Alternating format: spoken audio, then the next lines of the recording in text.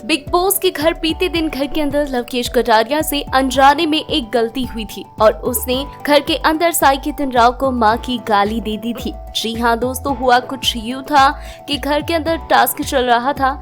इस टास्क में माहौल काफी गर्मा गर्मी वाला हो गया था।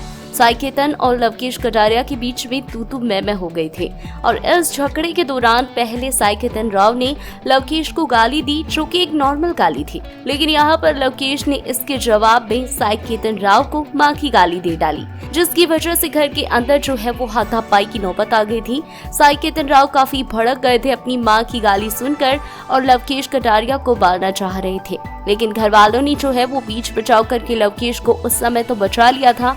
लेकिन इस समय बिग बॉस के लाइव फीड में लवकेश कटारिया योगा कर रहे थे, वहीं दूसरी ओर साई केतन राव जो है वो यहाँ पर अरमान मलिक को योगा करवा रहे थे और इसी बीच यहाँ पर लवकेश को अपनी गलती का एहसास हुआ। लवकेश ने कहा कि साई भाई, कल जो गलती हुई उसके लिए हो सके तो मुझे माफ कर देना, मुझे तुम्हारी स्टोरी के बारे में पता नहीं था।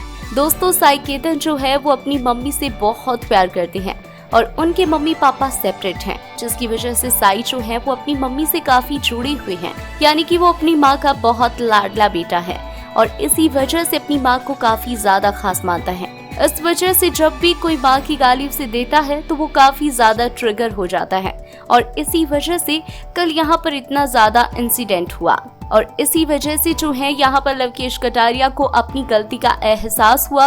लवकेश को बाद में पता चला कि उनकी असली स्टोरी क्या है और इसी वजह से जैसे ही लवकेश को अपनी गलती का एहसास हुआ तो उन्होंने साई से माफी मांगी। हालांकि साई ने कहा कि तू मुंह मत लग मेरे से, बात मत कर, मेरे को नहीं चाहिए तेरी माफी और मैं तेरे को कभी माफ नहीं करने वाला। हालांकि लवकेश ने कहा कि देखो, मेरे को पता नहीं था इसलिए मैं माफी मांग रहा हूँ, हो सके तो मुझे माफ कर दो और बात नहीं करनी तो कोई बात नहीं, आप मत करना। लेकिन इसके बावजूद साई केतन राव ने कहा कि तू चुप रह, मेरे मुंह मत लग और ज्यादा मत बोल। तो इस तरीके से लवकेश कटारिया के साथ बदतमीजी के साथ अभी भी पेश आ रही हैं। हालांकि लवकेश ने अपनी गलती के लिए माफी मांग ली है। आपको क्या लगता है इस मुद्दे पर, कौन गलत है और कौन सही? अपनी राय नीचे कमेंट बॉक्स में बताएं और लेटेस्ट अपडेट के लिए चैनल को सब्सक्राइब करें। धन्यवाद।